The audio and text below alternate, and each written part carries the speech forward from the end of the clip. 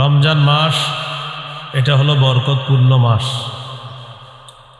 নাসাইর হাদিস, রাসূলুল্লাহ সাল্লাল্লাহু আলাইহি সাল্লাম রমজান মাস আসলে সাহাবীদেরকে বলতেন, قد جاءكم رمضان شهر মুবারক, তোমাদের কাছে রমজান এসেছে, বরকতপূর্ণ মাস। ফরদাল্লাহু আলাইকুম সিয়ামা, এই মাসে রোজা রাখা আল্লাহ ফরজ করেছেন তোমাদের উপর। এই হাদিসে আসছে রমজান বরকতপূর্ণ মাস। রমজান মাস কোরআন নাজিলের মাস। সূরা বাকারার 185 নম্বর আয়াতে আল্লাহ বলেন, শাহরু রমাদানাল্লাযী উনজিলা ফীহিল কুরআন, রমজান মাস যেই মাসে কোরআন নাজিল করা হয়েছে। এই জন্য এখন থেকে প্রস্তুতি নেন কোরআন পড়ার। সারা বছর কোরআন পড়া, রমজানে কোরআন পড়া বাড়িয়ে দেওয়া। রমজান মাসে আপনারা তারাবির পরে রাতে একটু কোরআন পড়তে পারেন, সাহরির সময় একটু কোরআন পড়তে পারেন। সহিহ বুখারীর বর্ণনা, 5011 নম্বর হাদিস। এই হাদিসের মধ্যে আছে, কানা রাজুলুন ইয়াকরাউ সূরাতাল কাহফি, এক সাহাবী সূরা কাহফ তেলাওয়াত করতেছিলেন রাতের বেলা। ওয়া ইলা জানিবিহি হিসানুন মারবুতুন বিশাতানাইন, তার পাশে তার ঘোড়াটা বাঁধা। তিনি সূরা কাহফ তেলাওয়াত করতেছেন। ফাজআলা ফারাসুহু ইয়ানফির, তেলাওয়াতের সময় দেখে ওনার ঘোড়া লাফায়। সুবহানাল্লাহ, ঘোড়া লাফায়। তো তেলাওয়াত বন্ধ করলেন, ব্যাপারটা বুঝতে চাইলেন, দেখে তাকাশশাতু সাহাবা, আকাশের একখণ্ড মেঘ আইসা তার বাসার উপরে উপস্থিত। ঘোড়ার লাফানো যত বাড়ে, তেলাওয়াত যত বাড়ে, ঘোড়ার লাফানো তত বাড়ে। উনি তেলাওয়াত বন্ধ করে দিলেন, মেঘখণ্ডটা চলে গেল। সকালবেলা রাসূলুল্লাহ সাল্লাল্লাহু আলাইহি সাল্লামের কাছে এসে গত রাতের ঘটনাটি শোনাইলেন। ফাকালা রাসূলুল্লাহ সাল্লাল্লাহু আলাইহি ওয়াসাল্লাম, তিলকাস সাকিনাতু তানাজ্জালাত বিল কুরআন। রাসূলুল্লাহ সাল্লাল্লাহু আলাইহি সাল্লাম বললেন, এটা হলো প্রশান্তি, সাকিনা তানাজ্জালাত বিল কুরআন। তোমার কোরআনের তেলাওয়াত, এই তেলাওয়াতের কারণে সাকিনা প্রশান্তি আসমান থেকে তোমার ঘরের উপর চলে আসছে। আমরা তেলাওয়াত করলে সাকিনা আসে, প্রশান্তি আসে। তো এটা আমরা অনেক সময় দেখি না, দুই সাহাবীকে আল্লাহ তাআলা দেখায় দিচ্ছে। এই জন্য রমজান মাস কোরআন নাজিলের মাস। আজকে থেকে কোরআন পড়ার অভ্যাস করেন, আল্লাহ তৌফিক দান করেন। রাসূলুল্লাহ সাল্লাল্লাহু আলাইহি সাল্লাম বলেছেন, স্পষ্ট হুকুম, ইকরাউল কুরআন, তোমরা কোরআন পড়ো। আল্লাহ নবীজিকে বলেছেন ইকরা, আপনি পড়েন। নবীজি আমাদেরকে বলেছেন ইকরাউ, তোমরা পড়ো। এজন্য আমরা রমজান মাস কোরআন নাজিলের মাস। যারা বয়স্ক আছেন, যারা কম বয়সী, যারা বিভিন্ন পেশায় নিয়োজিত আছেন, মাদ্রাসায় পড়েন না যারা, তারাও নিয়ত করে ফেলেন বিশুদ্ধভাবে এই কোরআনে কারিমের তেলাওয়াতটা অন্তত শিখে নেওয়ার চেষ্টা করবেন। অন্তত কিছু সূরা বিশুদ্ধভাবে শিখে নেওয়ার চেষ্টা করা, আল্লাহ তৌফিক দান করেন। রাসূলুল্লাহ সাল্লাল্লাহু আলাইহি সাল্লামের একজন সাহাবী নাম উসাইদ ইবনে হুযাইর। ভাই আওয়াজ বাড়াবেন না, আওয়াজ বাড়ালে কিন্তু আমি মাইক ধরে নিব। আওয়াজ বাড়াবেন না, আওয়াজ বাড়াবেন না, আওয়াজ বাড়াবেন মাইক দূরে যাবে, একদম ওখানে চলে যাবে, আওয়াজ বাড়াবেন না। রাসূলুল্লাহ সাল্লাল্লাহু আলাইহি সাল্লামের সাহাবী উসাইদ ইবনে হুযাইর রাদিয়াল্লাহু তাআলা, বুঝছেন তো? আওয়াজ বাড়াবেন না, এটা হলো বাংলাটা বলছি, আওয়াজ বাড়াবেন না। হ্যাঁ, তো রাসূলুল্লাহ সাল্লাল্লাহু আলাইহি সাল্লামের একজন সাহাবী উসাইদ ইবনে হুযাইর রাদিয়াল্লাহু তাআলা, সহিহ মুসলিমের বর্ণনা, তিনি একদিন রাতের বেলা কোরআন তেলাওয়াত করতেছে। তার পাশে তার সন্তান, নাম হলো ইয়াহইয়া, সন্তান ইয়াহইয়া ঘুমাইতেছে, তিনি কোরআন তেলাওয়াত করতেছে। আকাশের একখণ্ড মেঘ আসছে, আগেরটা ছিল বুখারীর বর্ণনা, এটা মুসলিমের। আকাশের মেঘটার যেটা আসছে, ফিহা আমসালুস সুরুজ, তাকায় দেখে এই মেঘখণ্ডের ভিতরে এরকম ছোট্ট ছোট্ট বাতি, লাইট দেখা যায়, মেঘের ভিতর বাতি। তো উনি যত তেলাওয়াত করে ওনার ঘোড়াটা লাফায়, তেলাওয়াত বন্ধ করে দিলেন এই আশঙ্কায় যে না জানি ঘোড়া লাফাইতে লাফাইতে তার সন্তান ইয়াহইয়ার উপরে পড়ে যায়, সন্তান মারা যেতে পারে, পদপিষ্ট হয়ে ইনজুর হয়ে যাওয়ার সম্ভাবনা। তেলাওয়াত বন্ধ করে দিলেন। সকালে রাসূলুল্লাহ সাল্লাল্লাহু আলাইহি সাল্লামের কাছে গেলেন, যাওয়ার পর বললেন, ইয়া রাসূলুল্লাহ সাল্লাল্লাহু আলাইহি ওয়াসাল্লাম, রাতের বেলা আমি কোরআন তেলাওয়াত করতেছিলাম, আকাশের একখণ্ড মেঘ বাসার কাছে আসছে, এটার ভিতরে ফিহা আমসালুস সুরুজ, ছোট্ট ছোট্ট বাতি দেখা যায়, ঘোড়াটা লাফায়।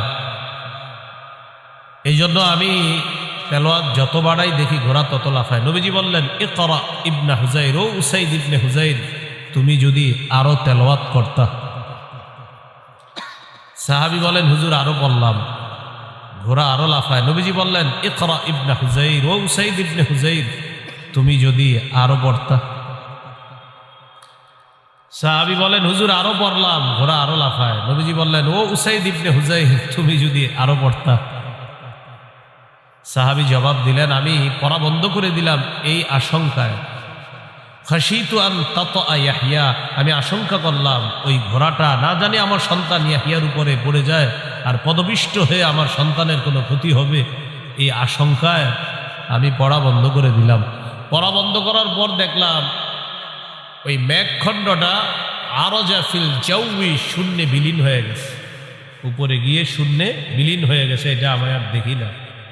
নবীজি সাল্লাল্লাহু আলাইহি সাল্লাম বললেন, তিলকাল মালাইকাতু তাসতামিউ লাক, তুমি যে মেঘখণ্ডের ভিতর বাতি দেখলা, এগুলা ছিল আল্লাহর অসংখ্য অগণিত ফেরেশতা, যারা তোমার তেলাওয়াত শোনার জন্য তোমার বাড়ির উপর চলে আসছে।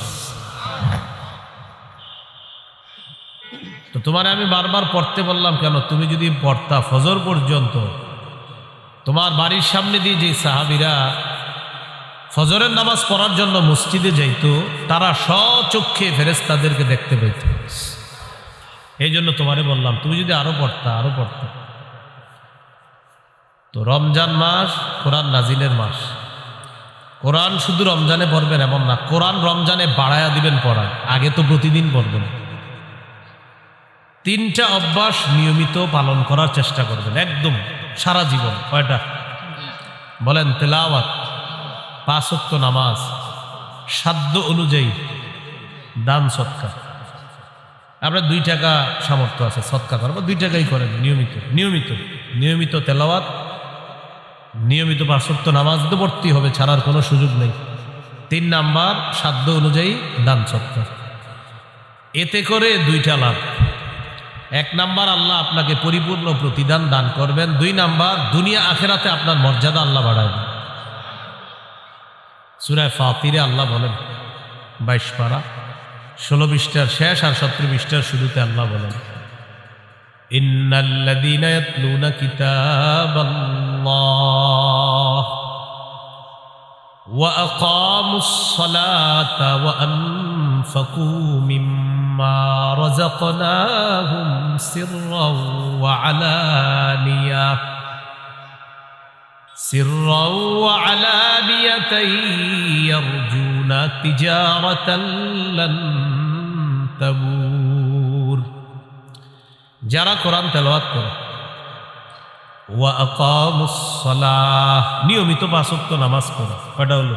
2টা। 3 নাম্বার, ওয়া আনফাকু মিম্মা রাযাকনাহুম সিররাও ওয়া আলানিয়া, যারা গোপনে প্রকাশ্যে আমার দেয়া রিজিক থেকে দান করে, সদকা করে। ইয়ারজুনা তিজারাতাল লান তাবুর, তারা এমন একটা ব্যবসার আশা করে যে ব্যবসায় কোনো লস নাই, শুধু লাভ আর লাভ, যে ব্যবসা কখনো ধ্বংস হবে না, এই ব্যবসা লাভ আর লাভ। তো আল্লাহ বলেন কি লাভ? লিউয়াফিয়াহুম উজুরহুম, যাতে আল্লাহ তাদেরকে পরিপূর্ণ প্রতিদান দান করেন, এটা এক নম্বর। 2 ওয়ায়াজিদাহুম মিন ফাদলি, আর যেন আল্লাহ তাদের মর্যাদা আপন অনুগ্রহে আল্লাহ তাআলা যেন তাদের মর্যাদা বাড়ায়। ইয়াজিদাহুম, যেন তাদেরকে আল্লাহ বাড়িয়ে দেয়, মিন ফাদলিহি, তার অনুগ্রহ। তো আল্লাহ তাআলা এই 3 গুণওয়ালা ব্যক্তিকে তার অনুগ্রহ, তার নেয়ামত, আল্লাহর দেওয়া মর্যাদা দুনিয়াতেও বাড়াবেন, আখিরাতেও বাড়াবেন। যারা তেলাওয়াত করবে, 5 ওয়াক্ত নামাজ পড়বে, আর আল্লাহর দেওয়া রিজিক থেকে কিছু আপনি যতটুকু পারেন সদকা করবেন নিয়মিত, তাহলে একটা হলো আল্লাহ পরিপূর্ণ প্রতিদান দিবেন, 2 নাম্বার আল্লাহর অনুগ্রহ আল্লাহ আপনারে বাড়ায়া দিবে, সেটা দুনিয়াতেও দিবেন, আখিরাতেও দিবেন। তাহলে আবার আসি, রমজান মাস কোরআন নাজিলের মাস, প্রতিদিন তো কোরআন পড়বই কিছু, কিন্তু রমজানে তেলাওয়াতের মাত্রা আরো বাড়িয়ে দিবে। আল্লাহ তৌফিক দান করেন। রমজান মাস দান করার মাস, মানে অন্যদিন দান করবেন না এমন না, অন্যদিনও করবেন, রমজানে দান বাড়ায়া দিবেন। সহিহ বুখারীর বর্ণনা 6 নম্বর হাদিস, কানা রাসূলুল্লাহ সাল্লাল্লাহু আলাইহি ওয়াসাল্লাম আজওয়াদান নাস ওয়া কানা আজওয়াদা মা ইয়াকুনু ফি রমাদান। এই পৃথিবীতে যত মানুষ আছে, সমস্ত মানুষের মধ্যে রাসূলুল্লাহ সাল্লাল্লাহু আলাইহি সাল্লাম সবচেয়ে শ্রেষ্ঠ দানশীল ছিলেন। রমজান মাসে নবীর দান করার মাত্রা আরো বেড়ে যেত। তাহলে মানুষের মধ্যে সবচেয়ে বড় দানশীল ছিলেন নবীজি সাল্লাল্লাহু আলাইহি সাল্লাম, আর রমজানের দানের মাত্রাটা আরো বাড়িয়ে দিতেন। কি শিখলাম? রমজান ছাড়া দান করা, রমজানে দানের মাত্রা বাড়ায় দেওয়া। আল্লাহ তৌফিক দান করে। তাহলে রমজান মাস দানের মাস। রমজান মাস জাহান্নাম থেকে মুক্তির মাস। তাই আত্মীয় স্বজনের জন্য ডেলি বলবেন, আল্লাহ আমার আত্মীয় স্বজন কোথায় আছে জানি না, যারা মারা গেছে, তবে এতটুকু বলতে চাই, আল্লাহ আমার আত্মীয় স্বজনের কোন মুমিন যদি জাহান্নামী হয়ে থাকে, আল্লাহ আপনি জান্নাতি বানায়া দেন, জাহান্নাম থেকে আপনি মুক্তি দিয়ে দেন।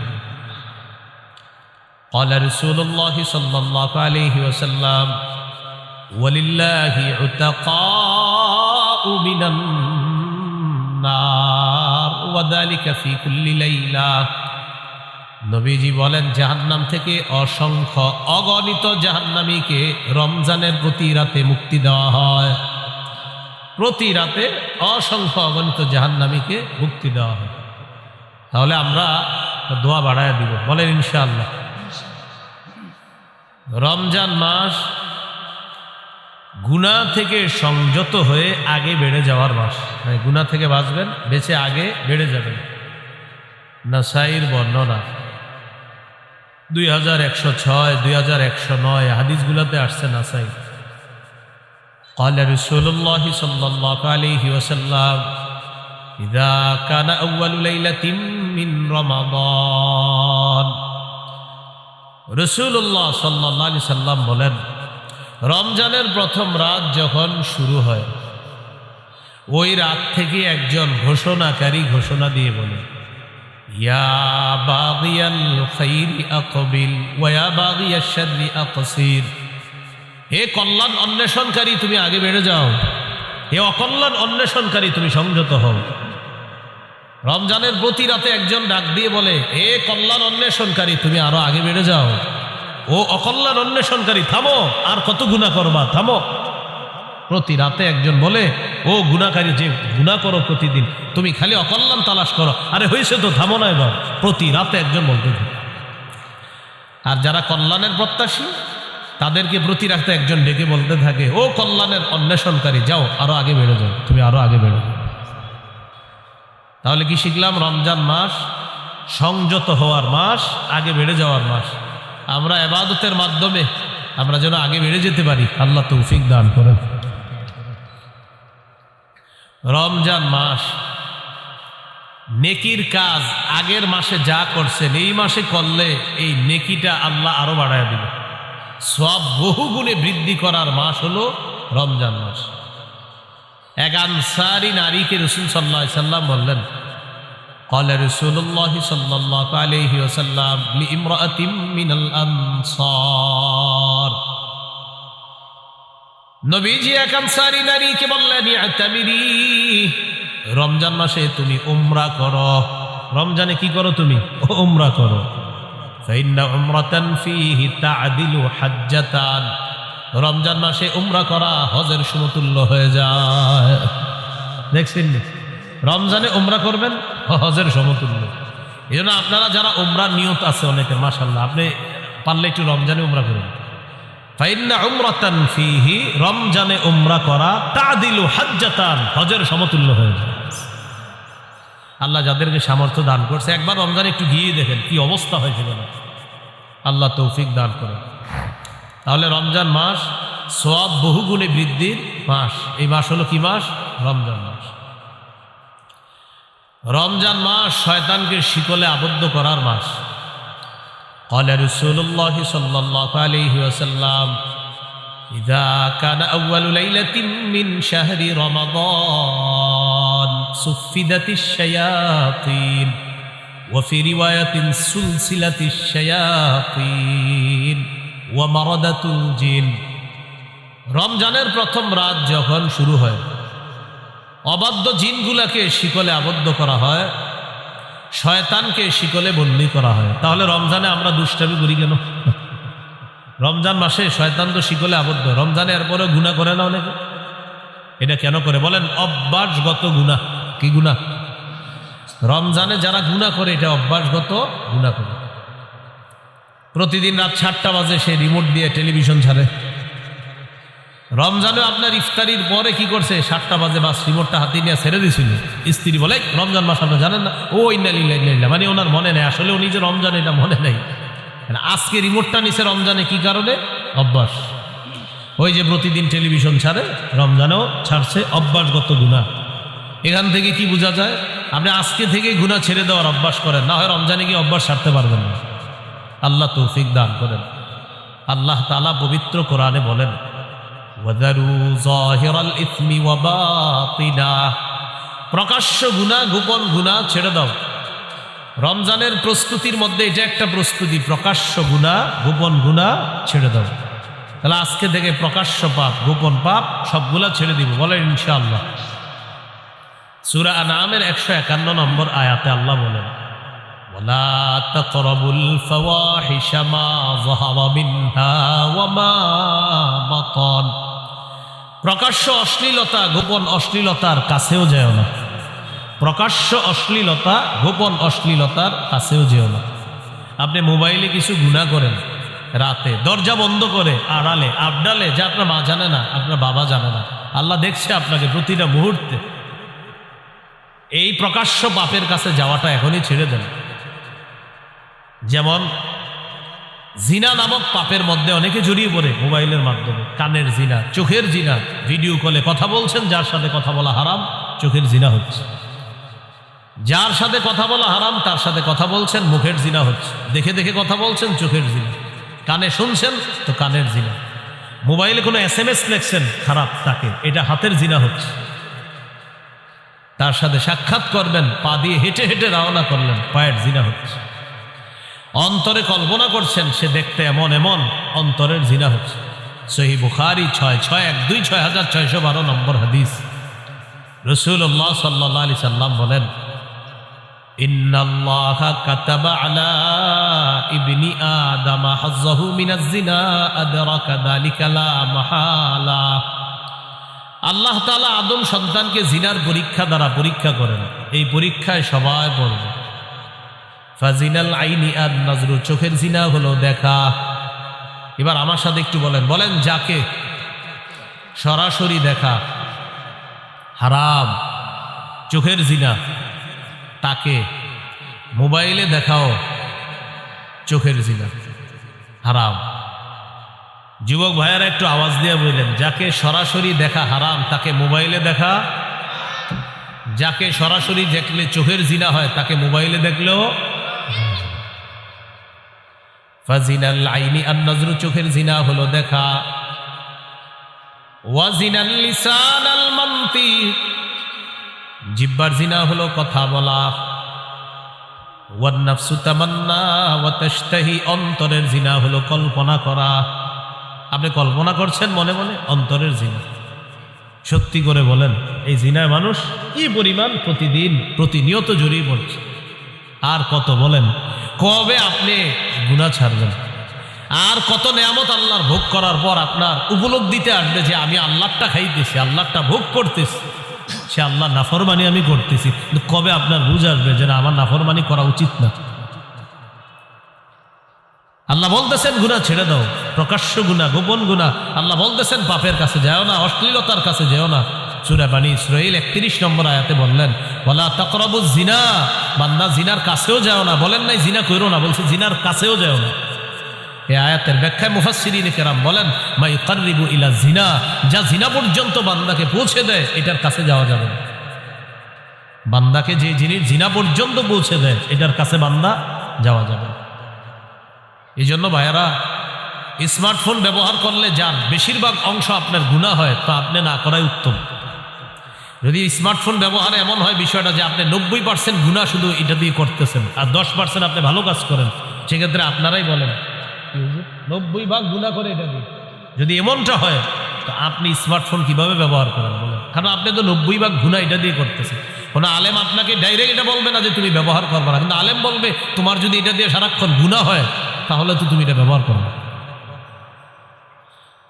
তো 90% গুনাহ যেটা দিয়ে করতেছেন আপনি, না আপনি এটা ব্যবহার করতে পারছেন না, আপনি আপনার অফিসিয়াল কাজগুলা করেন, করে এটা রেখে দেন, কেউ আপনাকে না করবে না, কিন্তু আপনি এটা দিয়া পুরো দুনিয়ার সব গুনাহ আপনি পকেটের মধ্যে নিয়ে ঘুরতেছেন, তখন ওলামায়ে কেরাম আপনাকে বলবে না তুমি এটা ব্যবহার করবে না। কারণ সত্যি করে বলেন, স্মার্টফোন দিয়ে কি গুনাহ হয় মানুষের? যদি বেশিরভাগ গুনাহ হয়, আপনার গুনার অংশ হয়, সেক্ষেত্রে মুফতিয়ানে কেরাম আপনাকে বলবে তুমি এটা চালায়। তো আমি বলছিলাম গুনাহ ছাড়ার অভ্যাস করুন। রমজান মাস অভ্যাসগত গুনাহটা যেন রমজানে আমাদের না হয়। সামনের রমজানটাকে চ্যালেঞ্জ হিসাবে নেন যে ইনশাআল্লাহ এবার আমি গুনাহ মুক্তভাবে রমজানকে স্বাগত জানাবো, আর রমজানেও আমি পরিপূর্ণ সগীরা কবিরা গুনাহ থেকে যথাসাধ্য চেষ্টা করব গুনাহ থেকে বেঁচে থাকার জন্য ইনশাআল্লাহ। আল্লাহ তৌফিক দান করেন। তাহলে শয়তান কোথায় বন্দী থাকে? রমজানে শিকলে। গুনাহ করি কেন? অভ্যাসগত গুনাহ। তাই কি করতে হবে? গুনাহ ছেড়ে দিতে হবে, গুনাহের কাছেও যাওয়া যাবে না। আল্লাহ পাপ থেকে বেঁচে থাকার তৌফিক দান করেন। রমজান মাসের একটা রাত আছে, এই রাতটা 1000 মাসের চাইতে উত্তম। সূরা কদরের 3 থেকে 5 নম্বর আয়াতে আল্লাহ বলেন, লাইলাতুল কদরি খায়রুম মিন আলফি শাহর। লাইলাতুল কদর, কদরের রাতটা, খায়রুম মিন আলফি শাহর, 1000 মাসের চাইতে উত্তম। কয় হাজার মাসের চাইতে? 21, 23, 25, 27, 29, 5টা বেজর রাতে ঘুমাবিনি না, সারা রাত ইবাদত করার চেষ্টা করবেন। 27কে কেন্দ্র করে অপেক্ষা থাকেন না, 21 ইবাদত করবেন, 23তম রজনীত ইবাদত করবেন, 25তম রজনীত ইবাদত করবেন, 27, 29তম রজনীতে ইবাদত করবেন। বুখারীতে ইবনে আব্বাসের একটা রিওয়ায়াত আছে, উনি বলেন 24তম রজনীতেও লাইলাতুল কদর হতে পারে। বুখারীর বর্ণনা। কত? 24তম।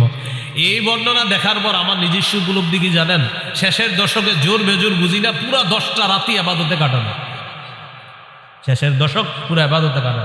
এর সহজ সিস্টেম, এতেকাফে বসে যান। এতেকাফে বসে যান, বাস শেষ দশক, শেষ 10 রাতটা আপনি শুধু ইবাদতে কাটাবেন। এর সহজ উপায় কি?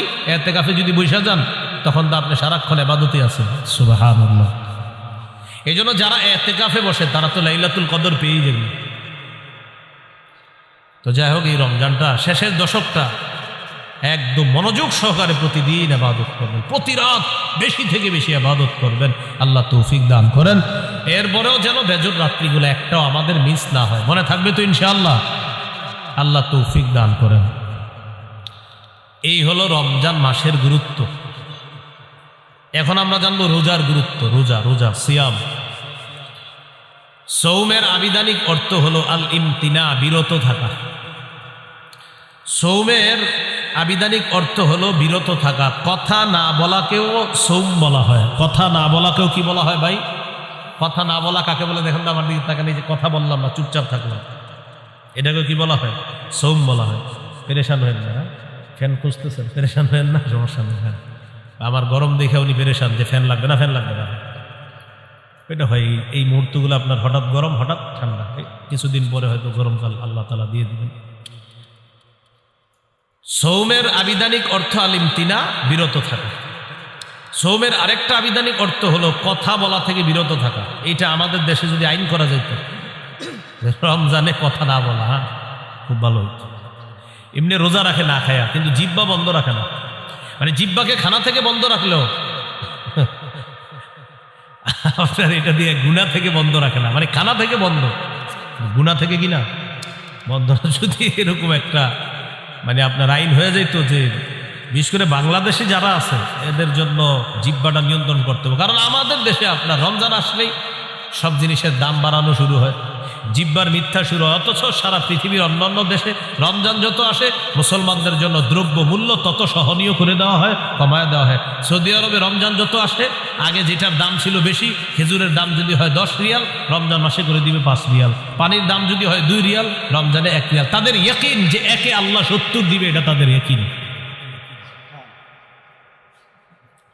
আমরা কি করি, যত রমজান কাছায় আর খালি খুঁজে হুজুর যে কি কি খায় মুসলমান। 1 নাম্বার খেজুর, বাস বাড়াও দাম। 2 নাম্বার রমজানের কতটুকু অংশ গরম থাকবে, শেষ 20 গরম থাকবে। এবার রমজান আপনার শেষের 20 একটু গরম হবে, তাহলে তরমুজ আটকায় রাখো, শেষের 20-এ মারো তরমুজ ইচ্ছা মতো। প্রথমে আটকায় রাখবে, ছাড়বে না প্রথম দিকে, তখন এটা বাড়াবে, গুদামজাত করবে, এরপরে আপনার এটা সময় মতো বাড়াইয়া দিবে। এটা কি বলেন ভালো কাজ হলো না এটা সুযোগের অসৎ ব্যবহার করা হলো? অসৎ ব্যবহার। এটা মুসলমানকে, রোজাদারকে কষ্ট দেওয়ার শামিল। আল্লাহ হেফাজত করেন। এই হলো আপনার রমজান মাস। সৌমের একটা অর্থ হলো কথা থেকে বিরত থাকা, এটাও সৌমের একটা অর্থ। যেমন পবিত্র কোরআনে সূরা মারিয়ামে আছে, ঈসা নবীকে তার আম্মা যখন কোলে নিয়ে মানুষের কাছে যাইতেছে, টেনশনে পড়ে গেছে। ঈসা নবীর আম্মা বলতেছে, আল্লাহ ইয়া লাইতানি মিত্তু ক্বাবলা হাযা, আহারে এই দৃশ্যের আগে যদি আমি মারা যাইতাম ভালো হইতো। ওয়া কুনতু নাসিয়াম মানসিয়া, আমার যদি সব ভুলাইয়া দেওয়া হইতো, আমি যদি এমন হইতাম যে সব ভুলে গেছি তাহলে ভালো হতো। আমারে যদি সবাই ভুলে যেত ভালো হতো, কারণ আমি এখন সন্তান নিয়ে যাব, আমার স্বামী নাই, কোনো পুরুষ আমাকে স্পর্শ করে না, জাতি তো আমাকে বলবে সন্তান করতে গেছে। তো বলতেছে ইয়া লাইতানি মিত্তু ক্বাবলা হাযা, হায় আমি যদি এর আগে মারা যাইতাম। ঈসা নবীর আম্মা এটা বলতেছে। তো আল্লাহ তাআলা ঈসা নবীর আম্মাকে বললেন, فَإِمَّا تَرَيِنَّ مِنَ الْبَشَرِ أَحَدًا فَقُولِي إِنِّي نَذَرْتُ لِلرَّحْمَنِ صَوْمًا فَلَنْ أُكَلِّمَ الْيَوْمَ إِنسِيًّا। তুমি যদি মানুষের মধ্যে কাউকে দেখো তোমারে ডিস্টার্ব করতে পারে মানুষ, তখন তুমি বলবা ইন্নী নাযারতু লিররহমানি সাওমা, আমি কথা না বলার মানত করেছি, আমি রহমানের জন্য কথা না বলার মানত করেছি। এই যে সৌমা, সৌমা মানে কথা না বলার মানত করা। তাহলে সৌমের একটা অর্থ কি? কথা না বলা। ফালান উকাল্লিমাল ইয়াউমা ইনসিয়া, আজ আমি কিছুতেই কার সাথে কথা বলবো না, কোনো মানুষের সাথে কথা বলবো না।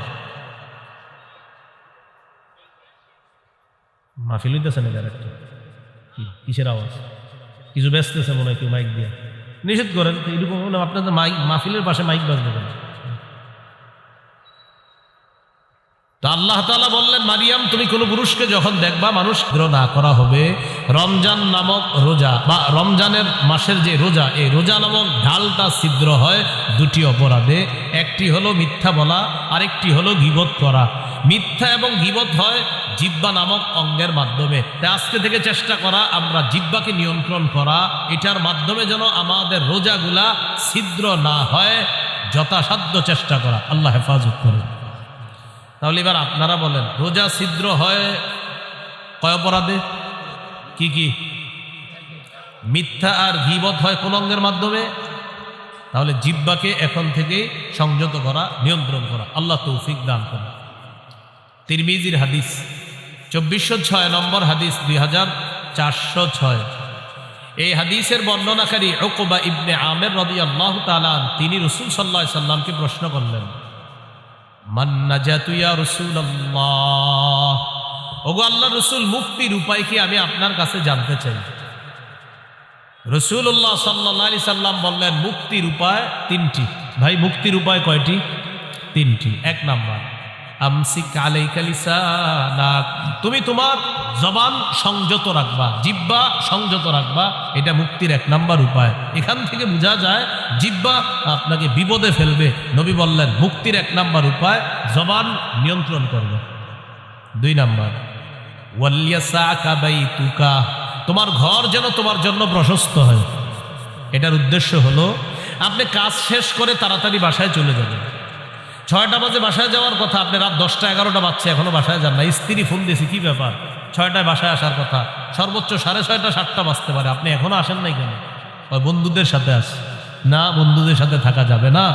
আপনার কাজ শেষ, বাসা, বাসা থেকে বের হয়েছেন কাজ, হয়তো কাজে নয়তো বাসা, নয়তো বাসা নয়তো কাজে, অন্য কোথাও থাকবেন না। নবী বলেন মুক্তির 2 নাম্বার উপায় বাসায় থাকো। কেন? কারণ বাহিরে যেই গুনাহগুলো আপনি করবেন আপনার স্ত্রী, সন্তান, মা বাবার সামনে সেগুলা মন চাইলেও করতে পারবেন না। তাই নবী বললেন মুক্তির 2 নাম্বার উপায় বাসায় থাকো। ওয়ালিয়াসাকা বাইতুকা, ঘর যেন তোমার জন্য প্রশস্ত হয়। তাহলে কি শিখলাম? আড্ডাবাজি করা যাবে না। 3 নাম্বার, ওয়াবকি আলা খাতিআতিক, তুমি তোমার গুনাহের জন্য কান্নাকাটি করো, তুমি তোমার গুনাহের জন্য কান্নাকাটি করো। তাহলে এখানে মুক্তির 3টা উপায়। 1 নাম্বার, জিহ্বা সংযত রাখা, জবান সংযত করা। বলেন তো, রোজা নামক ঢাল ছিদ্র হয় কয় অপরাধে? কি কি? মিথ্যা গীবত হয় কি দিয়ে? নবী মুক্তির উপায় বলছে কয়টা? এর মধ্যে 1 নাম্বার কি নিয়ন্ত্রণ করা? জিহ্বা।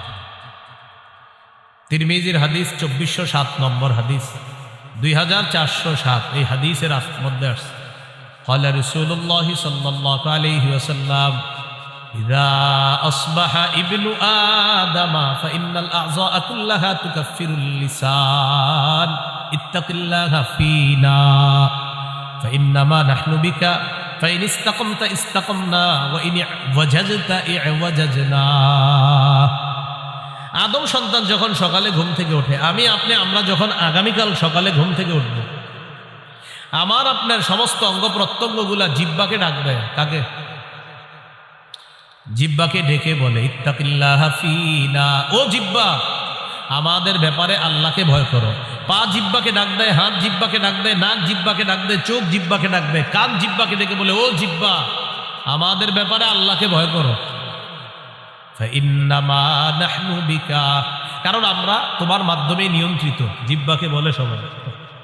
ফাইন ইসতাকামতা ইসতাকামনা, জিহ্বা তুমি যদি সোজা থাকো আমরাও সোজা থাকবো, ঠিক থাকবো। ওয়া ইন ইওয়াজাজতা ইওয়াজাজনা, জিহ্বা তুমি যদি বাঁকা হয়ে যাও আমরাও বাঁকা হয়ে যাব। তাহলে বলেন তো, রোজা নামক ঢাল ছিদ্র হয় কয় অপরাধে?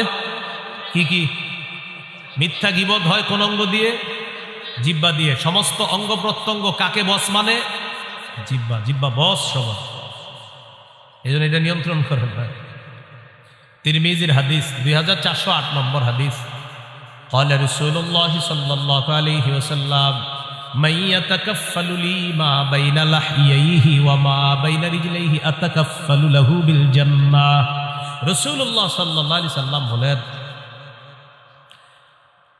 আমার কোন উম্মত যদি 2টি অঙ্গের নিশ্চয়তা আমাকে দিতে পারে যে সে জিহ্বা দিয়ে গুনাহ করে না আর লজ্জাস্থান দিয়ে গুনাহ করে না, 2 চোয়ালের মাঝের অঙ্গ তথা জিহ্বা, 2 রানের মাঝের অঙ্গ তথা লজ্জাস্থান, এই 2টি অঙ্গ দিয়ে সে গুনাহ না করার নিশ্চয়তা যদি আমাকে দিতে পারে, আমি নবী তাকে জান্নাতে নেওয়ার জিম্মাদার হয়ে যাব।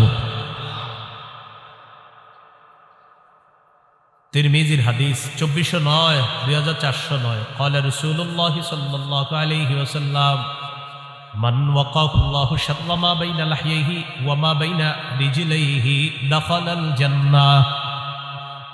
রাসূলুল্লাহ সাল্লাল্লাহু আলাইহি ওয়াসাল্লাম বলেন, আল্লাহ তাআলা যদি কোনো ব্যক্তিকে জিহ্বা এবং লজ্জাস্থানের গুনাহ থেকে হেফাজত করে, অনিষ্টতা থেকে হেফাজত করে, আল্লাহ তাআলা যদি আমাকে আপনাকে জিহ্বা এবং লজ্জাস্থানের অনিষ্টতা থেকে হেফাজত করে, বাঁচায়। নবী বলেন সে মরবে, দাখালাল জান্নাহ, জান্নাতে প্রবেশ করবে। আল্লাহর কাছে বলো, আল্লাহ জিহ্বার অপরাধ থেকে বাঁচান, লজ্জাস্থানের অপরাধ থেকে আমাকে বাঁচান। বলেন আমিন। তিরমিজির হাদিস 2410 নম্বর হাদিস। এই হাদিসের বর্ণনাকারী সুফিয়ান রাদিয়াল্লাহু তাআলা তিনি রাসূলুল্লাহ সাল্লাল্লাহু আলাইহি ওয়াসাল্লামকে বললেন, হাদ্দিসনি বিআমরিন আ'তাসিমু বিহি ইয়া রাসূলুল্লাহ, হুজুর আমাকে এমন কিছু বলেন যেটা আমি মজবুতভাবে আঁকড়ে ধরবো, এমন কিছু আমাকে বলেন। ফাকালা রাসূলুল্লাহ সাল্লাল্লাহু আলাইহি ওয়াসাল্লাম, কুর রাব্বিয়াল্লাহ তুম্মা ইসতাকিম, তুমি বলো আমার রব আল্লাহ, এটার উপর অটল থাকবা। বলেন রব্বি আল্লাহ, বলেন আবার রব্বি আল্লাহ, আল্লাহ আমার রব বা আমার রব আল্লাহ। নবীজি বললেন তুমি এই কথাটা বেশি বেশি বলবা আর এটার উপর অটল থাকবা যে আমার রব আল্লাহ, আমার রব আল্লাহ, রব্বি আল্লাহ, আমার রব আল্লাহ। এর মানে হলো লা ইলাহা ইল্লাল্লাহ, আরো যত কিছু আছে এগুলা বেশি বেশি বলা, মানে আপনি স্বীকৃতি দেওয়া আমার রব আল্লাহ, এই কথার উপর অটল থাকা। এবার সাহাবী গুরুত্বপূর্ণ একটা প্রশ্ন করলেন রাসূল সাল্লাল্লাহু আলাইহি সাল্লাম, মা আখওয়াফু মা তাখাফু আলাইয়া ইয়া রাসূলুল্লাহ, হুজুর আমার জন্য সবচেয়ে বিপজ্জনক আপনি কি মনে করেন? নবীজিকে প্রশ্ন করলেন, ইয়া রাসূলুল্লাহ আমার জন্য সবচেয়ে বিপজ্জনক বিষয় কোনটি আপনি মনে করেন, আপনার কাছে জানতে চাই। ফাখাযা বিলিসানি নাফসিহি, নবী নিজের জিহ্বা মুবারক ধরে বললেন হাযা, এটা, হাযা এটা। নবী নিজের জিহ্বা ধরে বললেন এটা, এটা তোমার জন্য সবচেয়ে বিপজ্জনক মনে করি। কেমন যেন আমাকে আপনাকে সকলকে এটা দ্বারা আল্লাহ রাসূল হুঁশিয়ার বানিয়ে দিচ্ছেন। এক সাহাবীকে নবীজি বলতেছেন তোমার জন্য সবচেয়ে বিপজ্জনক মনে করি, নিজের জিহ্বা দেখায় বলতেছে হাযা, এটা এটা এটা। শুধু কি সাহাবীকে বলেছেন না আমাদের সকলকে? সকলকে, এটা এটা সবচেয়ে বিপজ্জনক। তাহলে মূল কথায় চলে আসি, রোজা ছিদ্র হয় কয় অপরাধে? কি কি? মিথ্যা গীবত হয় কোন অঙ্গ দিয়ে? জিহ্বা। সবচেয়ে বিপজ্জনক অঙ্গের নাম কি? সমস্ত অঙ্গ প্রত্যঙ্গের বসের নাম কি? জিহ্বা। সবাই সকালবেলা কারে ডাকতে থাকে? তাহলে এটা বেশিরভাগ মানুষকে জাহান্নামে নিবে, আল্লাহ হেফাজত করে। তিরমিজির হাদিস 2616 নম্বর হাদিস, 2616 হাদিসের বর্ণনাকারী মুআয ইবনে জাবাল রাদিয়াল্লাহু তাআলা তিনি বলেন, কুনতু মা'a রাসূলিল্লাহি সাল্লাল্লাহু আলাইহি ওয়াসাল্লাম ফি সাফারিন, আমি রাসূলুল্লাহ সাল্লাল্লাহু আলাইহি সাল্লামের সাথে এক সফরে ছিলাম। فأصبحت يوما قريبا منه ونحن نسير فأصبحت قريبا منه ونحن نسير, নবীর সাথে এক সফরে ছিলাম। সফরে চলতে চলতে একদিন সকালবেলা নবীর কাছাকাছি পৌঁছে গেলাম। বুঝছেন তো সফরটা, মানে ওই যুগের সফর কেমন হতো? কেউ হেঁটে, কেউ ঘোড়ায়, তো এইভাবে লম্বা বাহিনী। তো সাহাবী বলেন ওই সফরের মধ্যে আমিও ছিলাম। আমি একদিন নবীর কাছাকাছি চলে গেলাম সকালবেলা নবীর কাছাকাছি যাওয়ার পর আমি নবীজিকে গুরুত্বপূর্ণ একটা বিষয়ে জানতে চাইলাম। তাহলে এই বিষয়গুলো আমাদের গুরুত্ব সহকারে জানতে হবে। হ্যাঁ, সবাই খুব মন দেন। সাহাবী বললেন, আখবিরনি বিআমালিন ইউদখিলুনিল জান্নাহ ওয়া ইউবাঈদুনি মিনান নার, হুজুর আমার এমন কিছু আমল বলেন যে আমলটা আমাকে জান্নাতে প্রবেশ করাবে, জাহান্নাম থেকে আমাকে দূরে রাখবে, এমন কিছু আমাকে বলেন। ফাকালা রাসূলুল্লাহ সাল্লাল্লাহু আলাইহি ওয়াসাল্লাম, নবীজি বললেন, তা'বুদুল্লাহ লা তুশরিকু বিহি শাইআ। রাসূলুল্লাহ সাল্লাল্লাহু আলাইহি সাল্লাম বললেন, তুমি আল্লাহর ইবাদত করবা, আল্লাহর সাথে শিরিক করবা না। ওয়া তুকিমুস সালাহ, তুমি নামাজ কায়েম করবা। ওয়া তুতিজ যাকাত, তুমি যাকাত আদায় করবা। ওয়া তাহুজ্জুল বাইতা, তুমি হজ করবা। ওয়া তাসুমু রমাদান, তুমি রমজানে রোজা রাখবা। এখন বলেন তো ইসলামের মৌলিক বিধানগুলো চলে আসছে না কথার মধ্যে?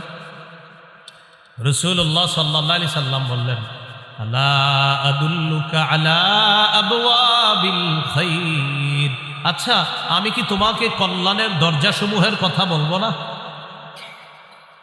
এবার নবীজি বললেন কল্যাণের অনেকগুলা দরজা, এর মধ্যে উল্লেখযোগ্য দরজা হলো 3টি। কল্যাণের উল্লেখযোগ্য দরজা কয়টি? 1 নাম্বার সওমু জুন্নাহ, 1 নাম্বার কল্যাণের দরজা হলো সিয়াম, রোজা রাখা। 2 নাম্বার সাদাকাতু তুতফিউল খাতিআতা কামা ইউতফিউল মাউন নার। 2 নাম্বার কল্যাণের দরজা হলো সদকা করা। সদকা এমন একটি ইবাদত, পানি যেমন আগুনকে নিভিয়ে দেয়, সদকা মানুষের গুনাহগুলোকে ধুয়ে মুছে সাফ করে দেয়। তুতফিউ নিভিয়ে দেয়, সদকা গুনাহকে মিটিয়ে দেয়, নিভিয়ে দেয়। পানি যেমন আগুনকে নিভিয়ে দেয়, তো সদকা গুনাহকে এমন ভাবে মিটিয়ে দেয়, বিলীন করে দেয়, পানি যেমন আগুনকে বিলীন করে দেয়, মিটিয়ে দেয়। তো সদকা 2 নাম্বার দরজা। 3 নাম্বার ওয়া সালাতুর রাজুলি বি জাওফিল লাইল, রাতে তাহাজ্জুদ পড়া। কি পড়া? রাতে তাহাজ্জুদের নামাজ পড়া রাতের বেলা। এখন আপনার রিজিক দরকার, কল্যাণ দরকার, তো এই 3 ইবাদত বাড়ায় দিতে হবে আপনার। রোজা রাখা, সদকা করা, তাহাজ্জুদ পড়া। বলতে পারেন হুজুর আমার তো টাকাই নেই, সদকা করবো। 1 টাকা দিবেন, 1 টাকা থাকলে 1 টাকাই সদকা করবেন। তাহলে রোজা রাখা, সদকা করা, তাহাজ্জুদ পড়া, এটা হলো আপনার কল্যাণের দরজা। নবীজি এটা বলার পর বললেন আলা উখবিরুকা বিরাসিল আমরি কুল্লিহি ওয়া আমুদিহি ওয়া দিরওয়াতি সানামি। আচ্ছা, আমি কি তোমাকে কোনো জিনিসের মূল কোনটা এটা বলবো না, খুঁটি কোনটা এটা বলবো না, আর সর্বোচ্চ চূড়া কোনটা এটা বলবো না? তখন নবী বললেন রাসুল আমরি আল ইসলাম, মূলের নাম ইসলাম। সুবহানাল্লাহ। ভাই মূলের নাম কি? ওয়া আমুদুহু আস-সালাহ, খুঁটির নাম নামাজ। ওয়া দিরওয়াতু সানামিহি আল জিহাদ, সর্বোচ্চ চূড়ার নাম হলো জিহাদ, সর্বোচ্চ শিখরের নাম হলো জিহাদ। তাহলে মূলের নাম ইসলাম, খুঁটির নাম নামাজ, সর্বোচ্চ শাখা চূড়া এটার নাম হলো জিহাদ। তাহলে মূলের নাম, খুঁটির নাম, সর্বোচ্চ চূড়া জিহাদ। এখন একটু মন দিয়ে বুঝেন তো, নামাজের কথা আসছে, রোজা, হজ, যাকাত, জিহাদ, সদকা, এরপরে আপনার কল্যাণের দরজা, ইসলাম, সব কিছু চলে আসছে ওয়াজের মধ্যে। এর মানে আমাদের নবী মৌলিক যে ওয়াজটা করেছেন ওই সাহাবীকে, এই মৌলিক কথাগুলা গবেষণা করলে আপনি সারা জীবন কাটাই দিতে পারবেন। ওই সাহাবীকে এই ওয়াজগুলা করলেন, করার পর নবীজি সর্বশেষ যেটা বললেন আপনার আশ্চর্য হবেন এটা শুনবেন। নবীজি এগুলা বলার পর সাহাবীকে বললেন আলা আদুল্লুকা আলা মালাকি যালিকা কুল্লিহি, আমি যে তোমাকে এতগুলা কথা বললাম, ইবাদত করতে বললাম, নামাজ পড়তে বললাম, যাকাত দিতে বললাম, হজ করতে বললাম, রোজা রাখতে বললাম, কল্যাণের দরজাসমূহের পরিচয় তোমাকে দিয়ে দিলাম, সদকার কথা বললাম, তাহাজ্জুদের কথা বললাম, জিহাদের কথা বললাম, খুঁটির কথা বললাম, সর্বোচ্চ চূড়া জিহাদ এটার কথাও বললাম, ইসলামের কথাও বললাম। নবীজি বলেন এই সবগুলা বিষয় তোমাকে বললাম, এর সার নির্যাসটা কি আমি তোমাকে বলবো না? এগুলার সার নির্যাসটা কি তোমাকে বলবো না? সার নির্যাসটা এখনো বাকি আছে, সেটা কি তোমাকে বলবো না? এখন আপনারা বলেন সার নির্যাসটাই তো আমাদের দরকার। সাহাবী অবাক, এতক্ষণ সুন্দর ওয়াজ করলেন নবীজি, এখনো নাকি সার নির্যাস বাকি। তো নবী সার নির্যাস বলার সময় বললেন আখাযা বিল ইনসানিহি, জিহ্বা ধরলেন, ধরার পর বললেন মুআজ কুফা আলাইকা হাযা, এটা নিয়ন্ত্রণ করো, উপরের সব ওয়াজ ঠিক থাকবে, এটা নিয়ন্ত্রণ করো, সব ঠিক থাকবে। মানুষ জিহ্বার মাধ্যমে তার আমলগুলো নষ্ট করে দেয়, সব বরবাদ করে দেয়। রাতে তাহাজ্জুদ পড়ছে 3টার দিকে, কয়টা? পাশাপাশি 2 জন হাঁটে সকালে, তো আমি ওনারে খালি বলি আপনার বিড়ালটা 3টা বাজে এত ডিস্টার্ব করে। উনি আমার একদিন বলে আচ্ছা 3টায় ডেলি আপনাকে ডিস্টার্ব করে কেন? আমি বললাম 3টায় তাহাজ্জুদ করি তো এই জন্য বিড়ালটা ওই সময় আমার ডিস্টার্ব। মানে আমার এতদিন বিড়াল বলার মাকসাদ হলো ওনারা জানানো আমি যে 3টায় তাহাজ্জুদ করি। আসলে ওনার বিড়াল ডিস্টার্ব করে এটা আমার মূল উদ্দেশ্য না, উদ্দেশ্য উনি আমারে বলবে যে আচ্ছা বিড়ালটা 3টায় ডিস্টার্ব করে কেন আপনার? 3টা একেও না, 59ও না, 2টা, কিন্তু 3টায় ডেলি ডিস্টার্বটা করে কেন? আসলে ভাইজান আমি 3টায় তাহাজ্জুদ করি তো এই জন্য ডিস্টার্ব করে। উদ্দেশ্য আমি তাকে জানানো যে আমি যে তাহাজ্জুদ করি, জিহ্বা রাতের আমলগুলা সব বরবাদ করে দেব। ভাই কথা বুঝে আসছেনি? তো নবীজি বললেন সব ঠিক থাকবে, এইটা ঠিক রাখো। এটা সাহাবী প্রশ্ন করলেন ইন্না লামুআখাযুনা বিমা নাতাকাল্লামু বিহি ইয়া রাসূলুল্লাহ, ইয়া রাসূলুল্লাহ, জিহ্বার অপরাধেও কি আমাদেরকে পাকড়াও করা হবে, ধরা হবে? আপনার কাছে জানতে চাই। নবীজি বললেন, হাল ইয়াকুবুন নাসা ফিন নারি আলা ওয়ুজুহিহিম আও আলা মানাকিরিহিম ইল্লা হাসাইদু আলসিনাতিহিম। বেশিরভাগ মানুষের মাথাটা নিচের দিকে, পাগুলা উপরের দিকে দিয়ে জাহান্নামের সাথে নিক্ষেপ করা হবে শুধু তার জিহ্বার কর্তৃত ফসলের কারণে, জিহ্বার অপরাধের কারণে তাকে জাহান্নামে নিক্ষেপ করা হবে, শুধুমাত্র জিহ্বার অপরাধে। তাহলে বলেন, বেশিরভাগ মানুষ জাহান্নামে যাবে কোন অঙ্গের অপরাধে? রোজা ছিদ্র হয় কয় অপরাধে? কি কি? মিথ্যা গীবত হয় কোন অঙ্গ দিয়ে? জিহ্বার কারণে বেশিরভাগ মানুষ কোথায় যাবে? নবী বললেন, জাহান্নাম থেকে বাঁচার ঢাল হলো রোজা। রোজা ছিদ্র হয় মিথ্যা আর গীবতের মাধ্যমে, মিথ্যা গীবত হয় জিহ্বা দিয়ে। নবী বলেন, জিহ্বার কারণে বেশিরভাগ মানুষ জাহান্নামে। আল্লাহ আমাদেরকে হেফাজত করে। তাহলে জিহ্বার গুনাহ থেকে বাঁচবো তো ইনশাআল্লাহ। এই হলো সৌমের আবিধানিক অর্থ। মনে আছে না? মনে নেই। সৌমের আবিধানিক অর্থ কি? বিরত থাকা। আর আরেকটা হলো বললাম, কথা বলা থেকে বিরত থাকাকেও সৌম বলা হয়। তো এখান থেকে বলছিলাম, যদিও কথা বলা জায়েজ আছে, উল্টা পাল্টা কথা আমরা না বলা, কারণ এটার মাধ্যমে রোজা নামক ঢাল ছিদ্র হয়ে যাবে। পারিভাষিক অর্থ আল ইমসাক আনিল মুফাত্তিরাতিস সালাস ওয়া হিয়া আত-তাআম ওয়াশ-শারাব ওয়াল-জিমা। তিনটি জিনিস থেকে বিরত থাকার নাম মৌলিকভাবে সিয়াম। খানা পান করা, স্ত্রী সহবাস থেকে বিরত থাকা, এটার নাম হলো সিয়াম। এটা পারিভাষিক অর্থ। রমজানের রোজা যে ফরজ করা হয়েছে, 4টি ধাপে ফরজ করা হয়েছে। কয় ধাপে? বাস একটু যদি আপনারা মন দিয়ে শোনেন, আশা করি বিষয়গুলো ক্লিয়ার ভাবে বুঝে আসবে। একটু আমার সাথে বলেন। বলেন, অভ্যাস, আদেশ, ফরজ, তবে একটু ছাড়। বলেন। 4 নাম্বার ফরজ, কোনো ছাড় নেই। আবার 1 নাম্বার, বলেন 1 নম্বর অভ্যাস, 2 আদেশ, 3 ফরজ, তবে ধনীদের জন্য ছাড় ছিল। বলেন, ধনীদের জন্য 4 নাম্বার। বলেন 4 নাম্বার, ধনী গরিব সবার উপর ফরজ, কোনো ছাড় নেই। এই 4টি ধাপে রমজানের রোজা ফরজ করা হয়েছে। 1 নাম্বার অভ্যাস, তিরমিজির হাদিস, 761 নম্বর হাদিস। আবু যর গিফারি রাদিয়াল্লাহু তাআলা আনহুকে রাসূলুল্লাহ সাল্লাল্লাহু আলাইহি সাল্লাম বলেন, আবু যর, ইযা সুমতা মিনাশ শাহরি সালাসাতা আইয়াম, তুমি যদি প্রত্যেক মাসে 3টি রোজা থাকতে চাও, ফাসুম সালাসা আশরাতা ওয়া আরবাআ আশরাতা ওয়া খামসা আশরাতা, তুমি যদি প্রতি মাসে 3টি রোজা রাখতে চাও, তাহলে 13, 14, 15 রাখবা। যদি চাও তাহলে রাখবা। অভ্যাস, মন চাইলে রাখতে পারো। তাহলে প্রথমে নবী অভ্যাস করাইলেন সাহাবায়ে কেরামকে, যে তুমি যদি 3টা রোজা রাখতেই চাওই মাসে, তাহলে 13, 14, 15 আরবি মাসের এই রোজাগুলো রাখবে। আর হাদিসে আসছে, মান সামা সালাসাতা আইয়ামিন মিন কুল্লি শাহরিন কানা কামান সামা দাহর, যে ব্যক্তি প্রতি আরবি মাসে 3টা রোজা রাখবে, এর মানে 3, 11, 33টা রোজা প্রতি আরবি মাসে 3টা রোজা। মা বোনদেরকে এই কথাগুলো বললেন, তারা এই রোজাগুলো রাখতে খুব আগ্রহী। পুরুষরা হয়তো কাজ করে, অনেকে রাখে না। প্রতি আরবি মাসে 3টা রোজা যদি রাখে কেউ, তাহলে 3, 11 কয়টা হয়? 33টা। এই 3, 11, 33টা রোজা প্রতি আরবি মাসে 3টা রোজা যদি কেউ রাখে, কানা কামান সামাদ দাহর, সে কেমন যেন সারা বছর রোজা রাখে।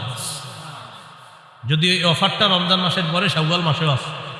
রাসূলুল্লাহ সাল্লাল্লাহু আলাইহি সাল্লাম বলেন, মান সামা রমাদান, যে ব্যক্তি রমজানের পুরা রমজান রোজা রাখলো, সুম্মা আতবাহু সিত্তাম মিন শাওয়াল, এরপরে শাওয়ালের 6টা রোজা রাখবে, কানাকা সিয়ামিদ দাহরি কুল্লি, সে যেন সারা বছর রোজা রাখলো। তাহলে একটা হলো 11 মাস, 3, 11, 33টা, এটা একটা অফার আছে। আর একটা হলো শাওয়ালের 6টা রোজা, ওইটাও একটা অফার আছে। তো যাই হোক, আমাদের মূল আলোচনা ছিল 1 নাম্বার অভ্যাস। নবীজি অভ্যাস করেছে, চাইলে 3টা রোজা আরবি মাসে রাখতে পারে। 2 নাম্বার কি ছিল? আদেশ। সহিহ বুখারীর 2002 নম্বর হাদিস, আয়েশা সিদ্দিকা রাদিয়াল্লাহু তাআলা আনহার বর্ণনা, তিনি বলেন, কানা ইয়াউমু আশুরা, আশুরার দিনটা এমন ছিল, তাসুমুহু কুরাইশুন ফিল জাহিলিয়াহ, জাহিলি যুগে কুরাইশরা মুহররমের 10 তারিখে রোজা রাখত। ওয়া কানা রাসূলুল্লাহ সাল্লাল্লাহু আলাইহি ওয়াসাল্লাম ইয়াসুমু, নবীজিও মুহররমের 10 তারিখে রোজা রাখতেন। খুব বুঝেন, জাহিলি যুগে কুরাইশরা মুহররমের 10 তারিখে রোজা রাখত। আমাদের নবীজি সাল্লাল্লাহু আলাইহি সাল্লাম তিনিও রোজা রাখতেন। কবে? মুহররমের 10 তারিখ। ফালাম্মা কাদিমাল মাদিনা, নবীজি যখন মদিনা আসলেন, আসার পর দেখে ইহুদিরা মুহররমের 10 তারিখে রোজা রাখে। ফাকাল রাসূলুল্লাহ সাল্লাল্লাহু আলাইহি ওয়াসাল্লাম, নবীজি বলেন, আচ্ছা তোমরা আজকে রোজা রাখো কেন মুহররমের 10 তারিখে? ইহুদিরা জবাব দিল, হাদা ইয়াউমুন নাজ্জাল্লাহু ফীহি মূসা, এটা এমন একটা দিন যেই দিনে আল্লাহ মূসা নবীকে ফেরাউনের বাহিনী থেকে মুক্তি দিয়েছিলেন। ফাসামাহু শুকরান লিল্লাহ, মূসা নবী শুকরিয়া আদায় করার জন্য মুহররমের 10 তারিখে রোজা রাখছে। আমরা তার অনুসরণে মুহররমের 10 তারিখে রোজা রাখি। কাদের বক্তব্য? ইহুদিদের। আমাদের নবীজি বললেন, মূসা নবীর অনুসরণ করা বা তাকে মহাব্বত করার ক্ষেত্রে তোমাদের চেয়ে বেশি দাবিদার, হকদার আমরা। সুবহানাল্লাহ। মূসা নবীকে অনুসরণ করার ক্ষেত্রে আমরা বেশি হকদার, মূসা নবীর সুন্নাহ পালন করার ক্ষেত্রে আমরা বেশি হকদার, মূসা নবীকে ভালোবাসার ক্ষেত্রে আমি আর আমার উম্মত বেশি হকদার। মুসলমান যারা, নবীজি গুরুত্ব দিয়ে মুহররমের 10 তারিখে রোজা রাখা শুরু করলেন। সাহাবীদেরকে আমারও বিসিয়ামিহি আদেশ করলেন, এখন থেকে মুহররমের 10 তারিখে তোমরাও রোজা রাখবা। অন্য বর্ণনায় আসে মুহররমের 10 তারিখে তোমরা রাখবা, যেহেতু ইহুদিরা রাখে তোমরা আগে পরে একটা রাখবা, হয়তো 9-10 রাখো, না হয় 10-11 রাখো, তাদের বিরোধিতা করো। বুঝে আসছি? তাহলে এটা কি অভ্যাস না হুকুম? তাহলে 1 নাম্বার ছিল অভ্যাস, 2 নাম্বার হুকুম। আমারও বিসিয়ামিহি, এই মুহররমের 10 তারিখে রোজাটা রাখো তোমরা। 3 নাম্বার ফরজ, তবে একটু ছাড়। কাদের জন্য? ধনীদের জন্য। সূরা বাকারার 183 নম্বর আয়াতে আল্লাহ বলেন, ইয়া আইয়ুহাল্লাযীনা আমানু কুতিবা আলাইকুমুস সিয়াম, হে ঈমানদারগণ তোমাদের উপর সিয়াম ফরজ করা হয়েছে। কামা কুতিবা আলাল্লাযীনা মিন ক্বাবলিকুম লাআল্লাকুম তাত্তাকুন, যেমনি ভাবে পূর্ববর্তীদের উপর সিয়াম ফরজ করা হয়েছে। তাহলে এবার সিয়াম ফরজ করা হয়ে গেল। তবে পরের আয়াতে আল্লাহ বলেন, ওয়া আলাল্লাযীনা ইউতীকুনাহু ফিদিয়াতুন তাআমু মিসকিন, সম্পদশালী মানুষের মধ্যে যাদের জন্য রোজা রাখতে কষ্ট হয়, সম্পদশালীদের মধ্যে যাদের জন্য রোজা রাখতে কি হয়? কষ্ট হয়, তারা চাইলে রোজা না রেখে ফিদিয়াতুন, একটা ফিদিয়া আদায় করে দিবে। তাআমু মিসকিন, অসহায় মিসকিনদেরকে একদিন খাওয়ায়া দিবে। তাহলে 3 নাম্বার ফরজ রোজা, তবে ধনী মানুষ যারা, তারা যদি রোজা রাখতে কষ্ট হয় তাহলে একটা রোজার বিনিময়ে একজন মিসকিনকে খাওয়ায়া দিবে ফিদিয়া হিসাবে। এটা ছিল 3 নাম্বার ফরজ, তবে একটু ছাড়। 4 নাম্বার, ফামান শাহিদা মিনকুমুশ শাহরা ফালইয়াসুমহু, শোনো আর ছাড় নাই, তোমাদের মধ্যে যারা রমজান মাস পাবা, সে ধনী হোক গরিব হোক, ওজোর ছাড়া আর রোজা ভাঙা যাবে না, সবার রোজা রাখতে হবে, সে ধনী হোক গরিব হোক। তাহলে ধনী হোক গরিব হোক, আগের বিধানটা এটার মাধ্যমে রহিত করে দেওয়া হয়েছে। ফামান শাহিদা মিনকুমুশ শাহরা, তোমাদের মধ্যে যারাই রমজান পাবা ফালইয়াসুমহু, সেই রোজা রাখতে হবে, চাই ধনী হোক চাই গরিব হোক। এই হলো 4টি ধাপে আল্লাহ রোজা ফরজ করছে। তাহলে 3 নাম্বারটা একটু শিথিল ছিল, 4 নাম্বার আর কোনো শিথিল নাই, ফরজ। রোজা ফরজ হওয়ার পর 2 নাম্বার কি ছিল? ওলামা হযরতরা অন্যরা বলবেন 2 নাম্বার কি ছিল? আদেশ। রমজানের রোজা ফরজ হওয়ার পর এই আদেশটা চলে গেল। হাদিসে আসে, তারাকা ইয়াউমা আশুরা ফালাম্মা ফুরিদ রমাদান, রমজানের রোজা যখন ফরজ হলো, নবীজি কি করলেন? তারাকা ইয়াউমা আশুরা, আশুরার দিনের রোজা যে গুরুত্ব দিয়ে রাখতেন, এই বিধানটা নবী শিথিল করে দিলেন। নবী এই বিধানটাকে আপনার শিথিল করে দিয়ে ঘোষণা করে দিলেন, ফামান শাআ সামা ওয়া মান শাআ তারাকা। শোনো, রমজানের রোজা যেহেতু ফরজ হয়ে গিয়েছে, এখন আর তোমরা আবশ্যক না মুহররমের 10 তারিখে রোজা রাখা, মন চাইলে রাখবা, মন না চাইলে রাখবা না, কারণ এখন রোজা ফরজ করা হয়েছে। বুঝে আসছিনি? তাহলে 1 নাম্বার অভ্যাস, 2 নাম্বার আদেশ। বলেন আদেশটা কি আর আছে? কিসের মাধ্যমে এটা রহিত? ফরজের মাধ্যমে। হ্যাঁ, 3 নাম্বার ফরজ, একটু শিথিল ছিল কাদের জন্য? ধনীদের জন্য। 4 নাম্বার কোনো শিথিলতা নাই, ধনী গরিব সবাই রাখতে হবে, তবে অসুস্থ অথবা সফরে থাকলে সেটা মাসালা ভিন্ন।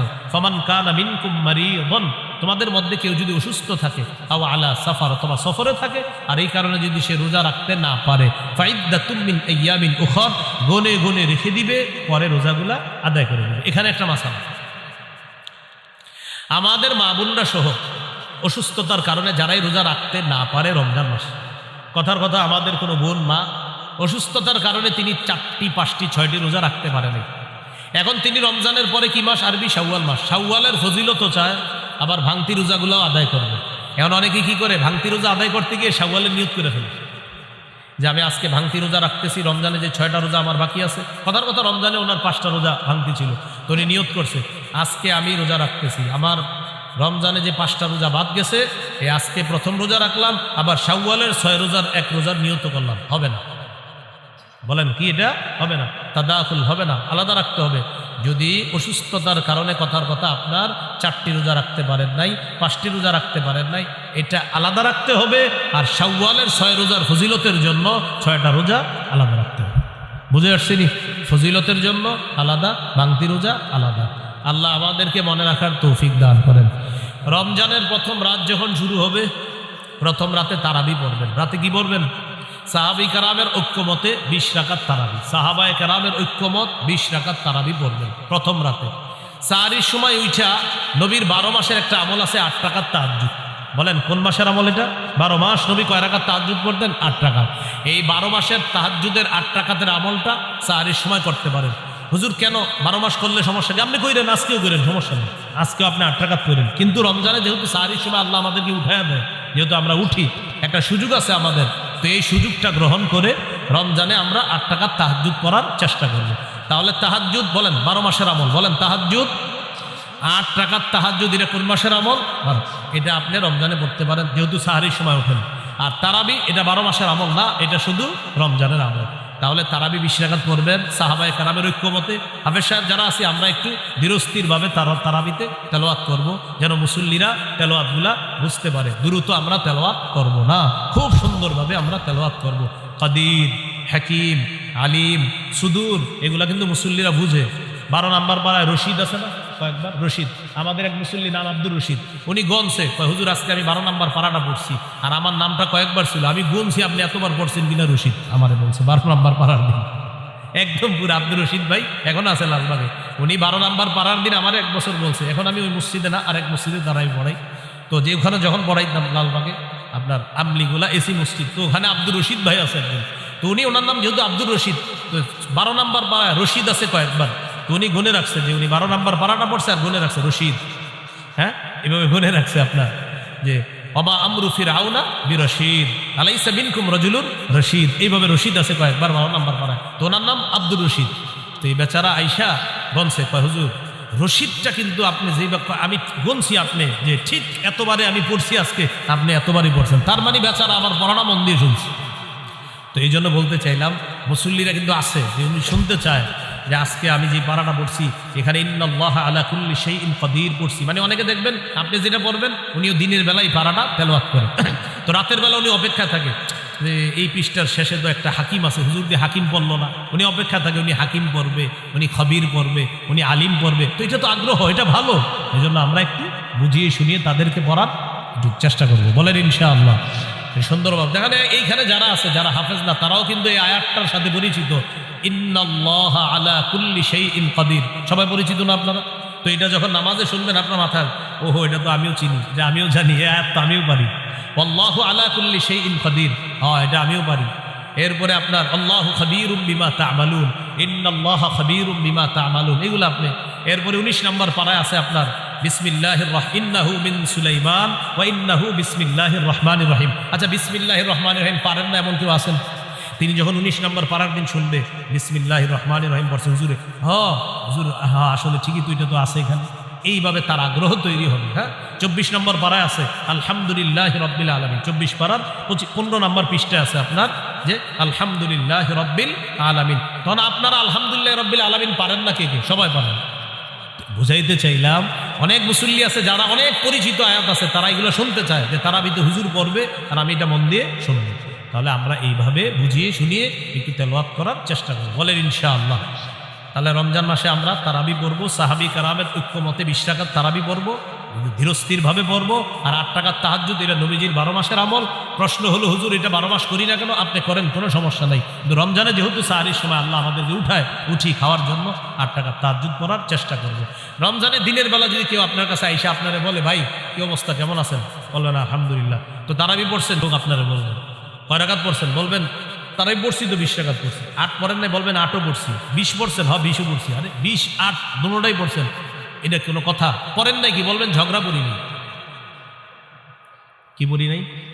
ঝগড়া। পড়ছেন কি? বলবেন 20ও পড়ছি 8ও পড়ছি। তো 20 কি বললেন? বলবেন সাহাবায়ে কেরামের ঐক্যমতে 20 রাকাত তারাবি এটা পড়েছি।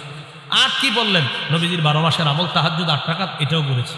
করেন নাই কি? ঝগড়া করি নাই, যে নিয়তে আপনি আসছেন এটা আমি করি নাই। আসসালামু আলাইকুম। নবীজি বলে দিয়েছেন, ফাইন সাব্বাহু আহাদুন, কেউ যদি তোমার সাথে ঝগড়া করতে আসে বলবা ইন্নী ইমরুউন সাইম, ভাই আমি রোজাদার, ঝগড়া করতে পারবো না। মনে থাকবে তো ইনশাআল্লাহ? আল্লাহ তৌফিক দান করেন। ইনশাআল্লাহ আশা করি আমি আগামী 5-6 দিনের মধ্যে রমজান বিষয়ক আমার একটা কিতাব বের হয়ে যাবে ইনশাআল্লাহ। ওই মিম্বরের আমানত 8 খণ্ড আমানত আসে। 9ম খণ্ডের মধ্যে আলোচনা হলো যাকাত, রমজান, হজ। 9ম খণ্ডের আলোচনা যাকাত, রমজান, হজ, কোরবানি, মুহররম। যাকাত, রমজান, হজ, কোরবানি, মুহররম, সফর। সফরে কিছু কুসংস্কার আছে। এই পুরো আলোচনাগুলো 9ম খণ্ডে আছে। তো ওলামা হজরতদের অনেকে বলে ওটা কবে আসবে, আমি আসলে 6 মাস ধরে বলতেছি আসবে আসবে, এখনো আসে না। তো সর্বশেষ বলতেছি ইনশাল্লাহ আশা করি 5-7 দিনের মধ্যে এটা যে কোনোভাবে ইনশাল্লাহ আনার চেষ্টা করতেছি। তাও ইনশাল্লাহ কিন্তু বারবার বলতেছি, আপনার আবার এরকম বলার সুযোগ নাই। কই বললেন তো 5-7 দিনের মধ্যে আসে নাই, তো বারবার বলতেছি ইনশাআল্লাহ আসবে। হ্যাঁ, তো এটা আপনারা একটু সংগ্রহ করে নেবেন। এখন ওই গাড়িতে 1 থেকে 8 খণ্ড আছে। এখন গাড়িতে 1 থেকে 8 খণ্ড আছে, যাদের প্রয়োজন হয় নিতে পারেন। 1 নম্বর খণ্ড সন্তানের 64টা অধিকার, 2য় খণ্ড শিরিক বেদাত কুফর তাওহীদ, 3য় খণ্ড হালাল হারাম সুদ, 4র্থ খণ্ড স্বামী স্ত্রীর অধিকার, 5ম খণ্ড লা ইলাহা ইল্লাল্লাহর ব্যাখ্যা, 6ষ্ঠ খণ্ড নামাজ, 7ম খণ্ড পাক নাপাকের মাসালা। যেমন শীতকালে ইমাম সাহেবরা প্রশ্ন করেন, হুজুর ঢিলা নিলে হবে না, পানি কি নিতে হবে?